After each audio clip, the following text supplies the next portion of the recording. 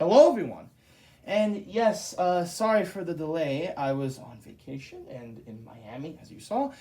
But I am back. And recently, I just uploaded the review on the Deadpool Legacy Collection Deadpool from Marvel Legends.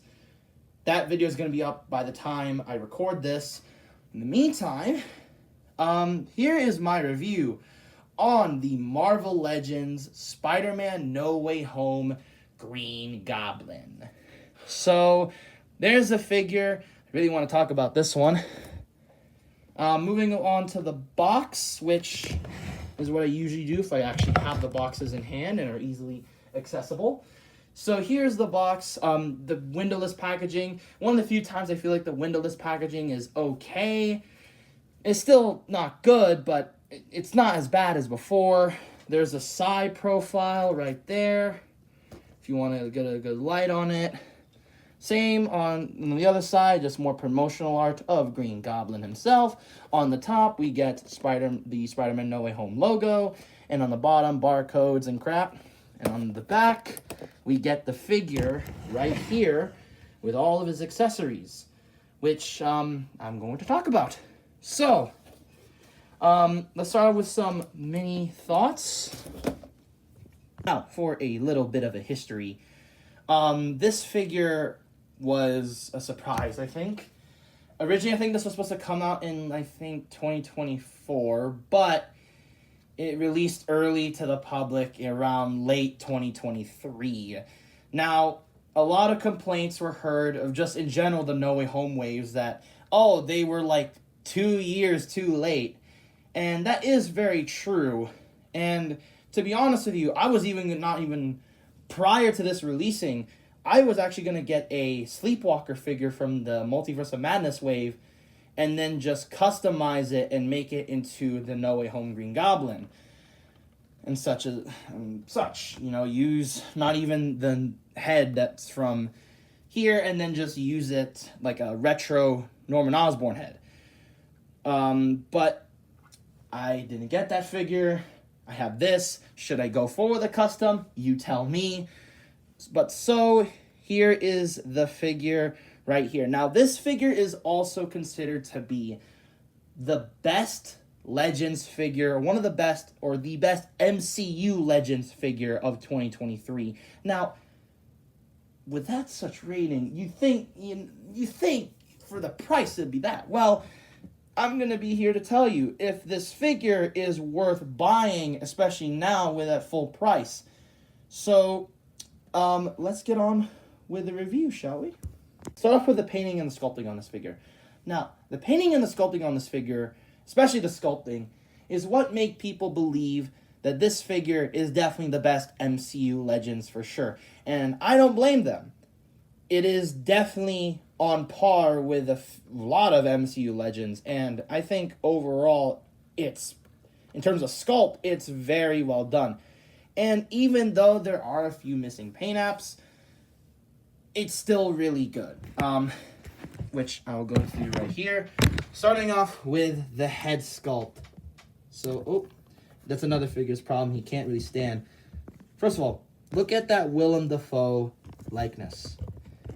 That is almost perfect, even down to the even chip of his tooth, similar to that of course, well, not even similar, of course, it's definitely accurate to the movie.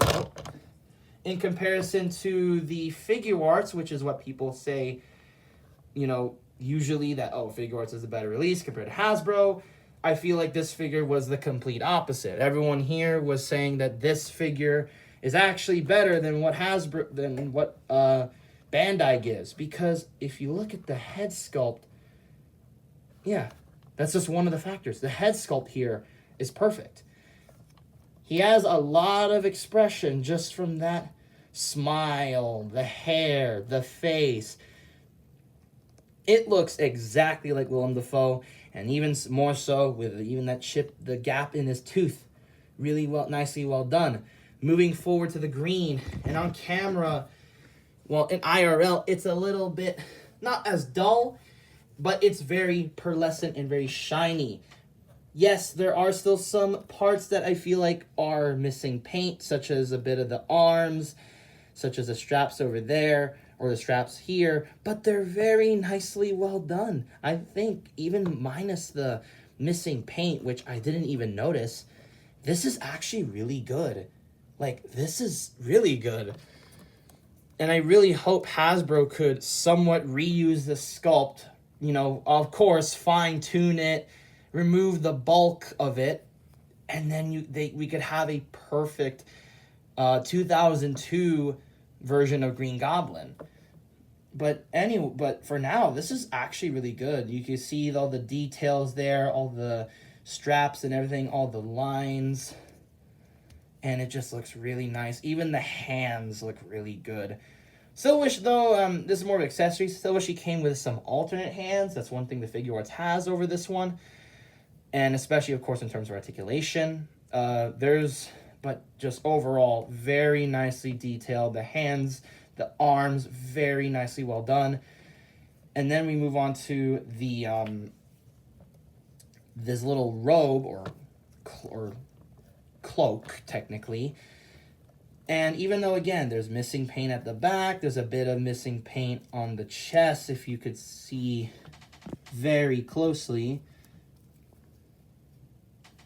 Like, right there. That should have been black. Other than that, like, it's almost perfect. Like, the texture is very nice. There's very nice rips and everything. The belt is very nicely sculpted. And then even more, let's go down to the legs. Very nice, intricate detail. Although I'm wondering now, just in lore implications, I don't know how he was able to get all these random parts.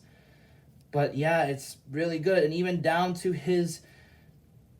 Where are these? His Jordans, his shoes. They're really nice. His feet, very nicely sculpted and very nicely bulky. They're very nice and bulky too, so that makes it actually really cool. However, of course, this figure has a bit of trouble standing. So if you have sticky tack, a McFarlane stand, or any stand in general, I think, it'd be now's a good time to use it, because the figure can occasionally fall over. Oh, no, he's not falling over. Okay. Yeah, the articulation engineering on this figure is a little bit wonky. But yes, just look at the detail. Even though, again, missing paint, a few missing paint apps here and there, but honestly, it's really not that bad. But overall, painting, sculpting, especially sculpting, is amazing. It's almost very accurate to the movie. Just needs a little bit more dry brushing, or even a little bit more paint apps. But otherwise, it's very good. Now moving on to the accessories. Green Goblin comes with his goggles, his hood, a pumpkin bomb, of course his glider, but surprisingly enough, a Green Goblin helmet, which we're going to take a look at here. Just look at the detail of this thing. I'm surprised that Hasbro even took the effort to make this. Unlike Figure Arts, which, yeah, they just include an alternate head, but with goggles, as shown here. This time, Hasbro just included a full-on Goblin helmet, which is very nicely painted and very nicely sculpted, and could potentially hint at maybe a 2002 version, which, honestly, I would love. Look at that. The details, the golden eyes, the pearlescent colors, just very nice looking and very nicely sculpted. Of course, it's not like he can't really hold it as much, but let me do this head swap here. Right here, you simply remove the head, and then, hold on, I have to go off camera for a bit. Yeah, I don't know if the head really stays tucked into place, as shown here.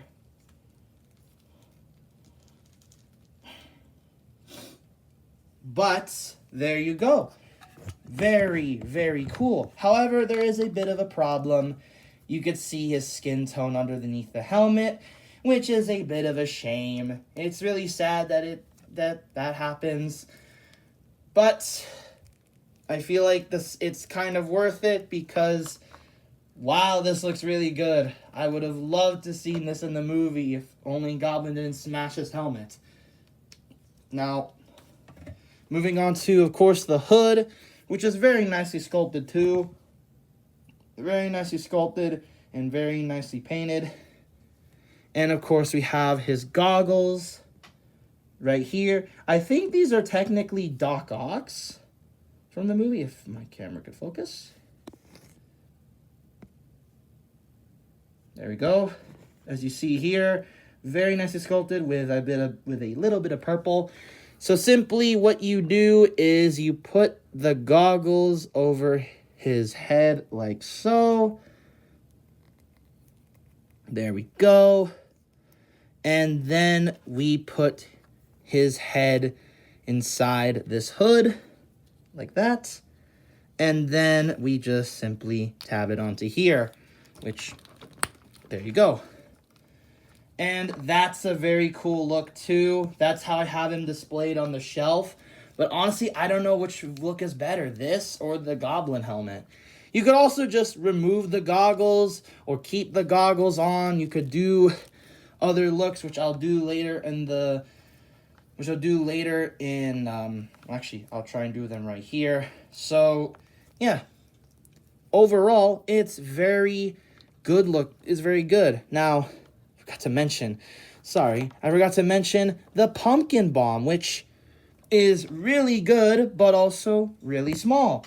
Mine has a bit of paint chipping, but very nice. But be very careful, because this could eventually fall into the carpet and never be seen again. So simply, you have his alternate hand here, and then you just bop, and there you go. He has it right there. And boom. Very nice. Very nice indeed. And then moving on to the glider, if you want to talk about the stand is basically kind of reuse. This stand, to my knowledge, was also used for other figures, but mainly, from what I remember, I think this was used for Hobgoblin. But yeah, overall, this is very nice. I like the glider. I like the details, and again, the texture work on it is impressive. And everything like that. Unlike the figure arts, which makes it look like it was brand new, this one looks like it just came out of the hanger or something like that. This one looks like it's a little weathered. It has a duller color scheme, and I'm assuming it's a lot more accurate to the movie. And overall, it looks really good. There's a very nice jet detail. The undercarriage looks really nice. Love the missiles and everything like that. And I love even where the compartment is for the pumpkin bombs. And I even love how they designed the feet holders too. It is very good. Now, if you want some articulation for this, of course, on the stand, there's a ball joint. There's a swivel on each of the feet holders. There's a swivel and a hinge.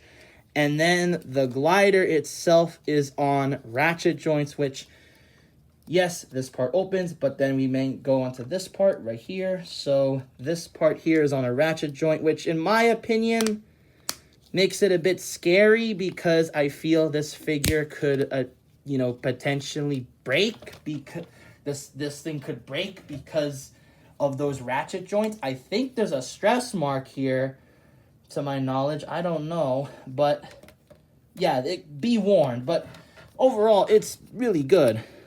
This one, really. And if you could see closely, I just found the stress mark. It's right there. Right there, if you could see it. Oh, God. Oh, no. Oh, man, I could just hear the brakes. If you could see it more directly, yeah, there's a bit of stress marks there. So yeah, be warned, if your copy has a bit of stress marks because I think mine is so close to breaking. But yes, not the other side though. I don't know why the other side is like that. But overall, the glider, very nicely well done. Now to put the figure on, you simply put on his feet. There's holes on his feet, bada bing. There's pegs here. You simply tab it on, and then there you go. My technique to do this, to put the feet pegs, or the peg holes on his feet perfectly to the pegs here. What I do is I just move this little feet holder and then press here at the back. So that way he could do it. Of course, the feet holders fall off, but they fall back in. Don't know why they had to be removable though. They could have easily just been glued or been attached there in the first place. But then again, they could also just easily pop off. Then yeah, there you go. But there comes a problem, and that comes to the figure's articulation. Articulation for this guy is, I think, the figure's main weakness, because there is some good things here, but also some very weird and odd choices. Starting off, let's start off with the head. There is a barbell joint, or the double ball joint, not the disc hinge, so he can look up this far and he can look down this far, and he has tilt and all the way around. That is actually creepy. Arms could go 360 and could go in and out. This one is more fluid. This one has like a little stage thing. I don't know why. Bicep swivel, double jointed elbows, and wrist swivels, which for some reason this hand is fine, but this hand is, if you could see on camera,